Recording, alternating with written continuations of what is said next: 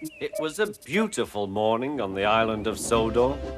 Thomas the Tank Engine's blue paint sparkled in the sunshine as he puffed happily along his branch line with Annie and Clarabelle.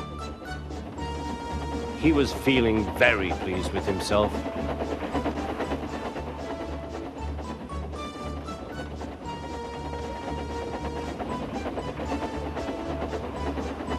"Hello, Thomas," whistled Percy. "You look splendid." "Yes, indeed," boasted Thomas.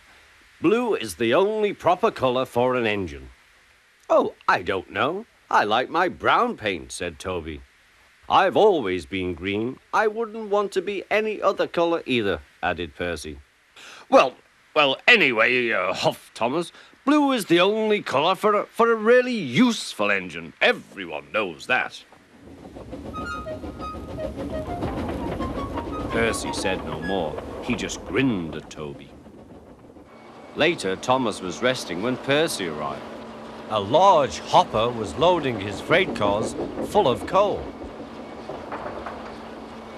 Thomas was still being cheeky. "Careful," he warned. "Watch out with those silly cars." Go on," muttered the cars. "And by the way," went on Thomas, "those buffers don't look very safe to me." The last load poured down. "Help! Help!" cried Thomas. "Get me out!" Percy was worried, but he couldn't help laughing. Thomas's smart blue paint was covered in coal dust from smoke box to bunker.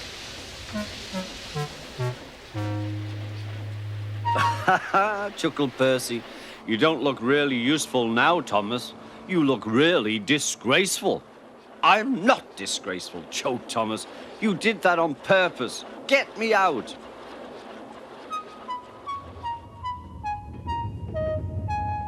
It took so long to clean Thomas that he wasn't in time for his next train. Toby had to take Annie and Clarabelle.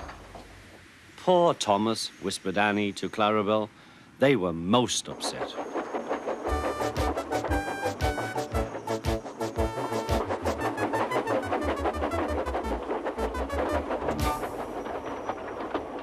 Thomas was grumpy in the shed that night.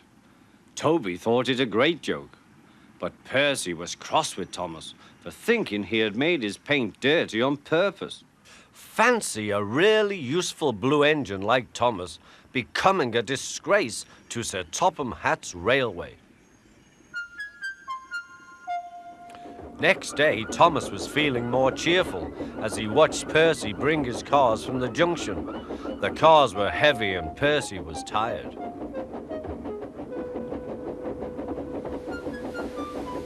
"Have a drink," said his driver, "then you'll feel better."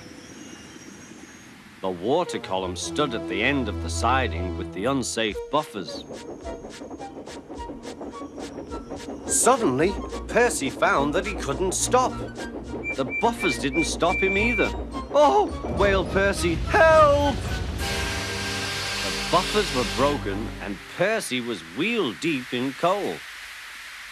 It was time for Thomas to leave. He had seen everything.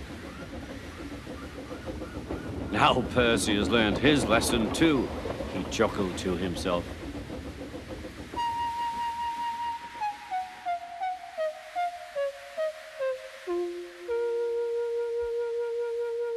That night, the two engines made up their quarrel. "I didn't cause your accident on purpose, Thomas," whispered Percy.